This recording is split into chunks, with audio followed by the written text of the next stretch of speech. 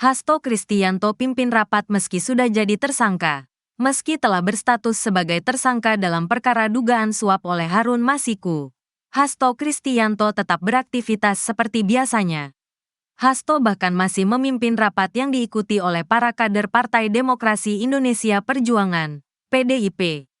Pak Sekjen tetap menjalankan kegiatan seperti biasa memimpin rapat-rapat dengan kader PDI Perjuangan seluruh Indonesia, kata Ketua DPP PDIP, Roni Talapesi, Kamis, tanggal 26 Desember tahun 2024. Juru bicara PDI Perjuangan, PDIP, Ciko Hakim menambahkan, hingga saat ini belum ada pembicaraan terkait pergantian Hasto sebagai Sekjen PDIP.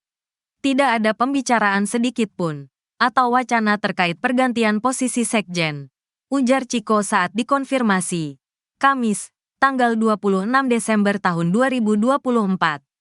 Ciko menuturkan partainya kini sedang fokus memberikan bantuan hukum kepada Hasto. Tim hukum pembela Hasto akan dipimpin oleh Roni Talapesi. Roni mengatakan pihaknya sedang melakukan persiapan langkah hukum untuk membantu Hasto. Dia juga belum bisa merinci siapa saja tim hukum yang akan memberikan pendampingan.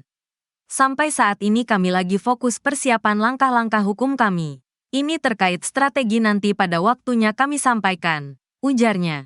Hasto sendiri kemarin sudah buka suara atas penetapan dirinya sebagai tersangka oleh Komisi Pemberantasan Korupsi, KPK. Secara tegas ia menyatakan dirinya bersama PDIP akan menghormati apa yang menjadi ketetapan hukum yang diterapkan. Maka sikap dari PDI Perjuangan adalah menghormati keputusan dari KPK. Kami adalah warga negara yang taat hukum. PDI Perjuangan adalah partai yang menjunjung tinggi supremasi hukum, kata Hasto dalam keterangan videonya. Kamis, tanggal 26 Desember tahun 2024. Hasto juga mengaku dirinya sudah mengetahui apa yang menjadi risikonya ketika mulai menyuarakan soal penegakan demokrasi. Kata Hasto, semenjak dirinya mulai menyuarakan soal tegaknya demokrasi dan upaya agar hukum tidak dikebir, dia sudah mengetahui bakal ada risiko yang saat ini dihadapi. Saya sudah memahami berbagai risiko-risiko yang akan saya hadapi, kata dia. Meski begitu, Hasto mengaku dirinya akan memegang teguh apa yang menjadi prinsip dari Presiden pertama Soekarno atau Bung Karno dalam memperjuangkan kemerdekaan. Kata dia, pada masa tersebut banyak upaya dari pemuda dan rakyat Indonesia yang dibungkam di masa pemerintahan Belanda. Untuk itu, kami tidak akan pernah menyerah, baik mau digunakan suatu proses intimidasi secara formal, maupun dengan cara-cara di luar formal sekalipun. Kami sudah menyiapkan risiko-risiko terburuk, kata dia.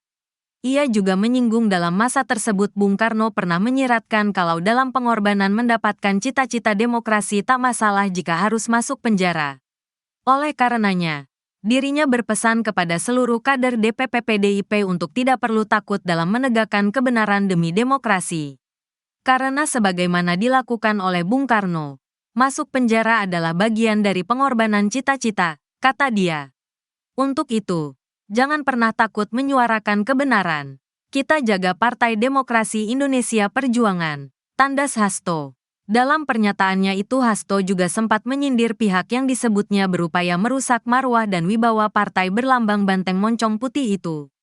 Politikus asal Yogyakarta itu juga menyinggung kekuasaan yang otoriter dan menindas rakyatnya sendiri. Maka sebagai murid Bung Karno, saya mengikuti apa yang tertulis di dalam buku Cindy Adams ini. Demi cita-cita Indonesia merdeka, demi rakyat berdaulat bisa berserikat, berkumpul, dan menyampaikan pendapatnya, maka penjara pun adalah suatu jalan dan bagian dari pengorbanan terhadap cita-cita, imbuhnya.